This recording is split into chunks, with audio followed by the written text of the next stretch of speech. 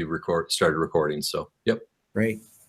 Well, I'm here today with elementary principal Jeff Hoese in our inaugural Steamer2Steamer little quick Q&A to find out what and how the quarantine has impacted Mr. Hoese. So again, thanks, Mr. Hoese, for being here. Just have a few questions. I want to make it short and quick, and hopefully we can encourage our fellow Steamers during this time period. Thanks for having me on the show. Yeah. So what have you learned about yourself or the school since we've started this quarantine? I've learned that while I do like my me time, I also miss being around others.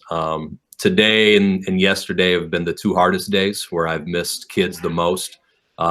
Previously, been able to have enough on my plate and stay busy enough to where, you know, I'm working personally and professionally on different things. And today was just one of those tougher days, getting out of the mornings, you know, really miss them. And I think I can sympathize that with our teachers as well. I found out, again, Steamer Nation, our community never ceases to amaze me. The way that they band together for families, for kids, and during remote learning has been a very, very positive experience in a lot of regards, where families are able to come together more and spend more time as families while completing some learning activities along the way. And I think that's been a very positive outcome from this experience so far.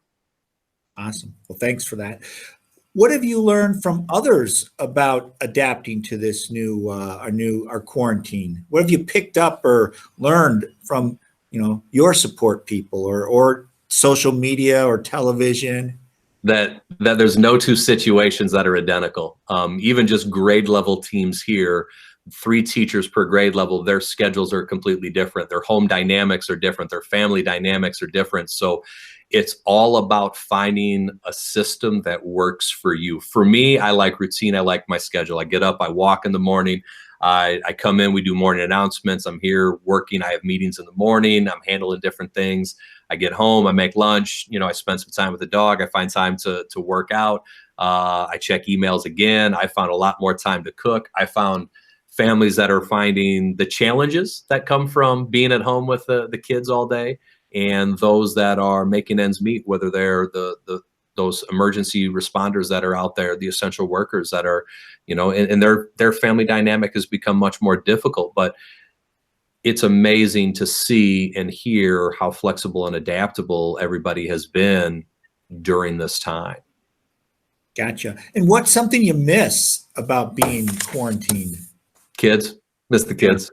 Gotcha. I miss bumps, high fives, and hugs. Simply put, I miss seeing my colleagues every day. I miss the smiles, the jokes, the inner workings of our school family. I truly miss that. And what do you do to take care of yourself?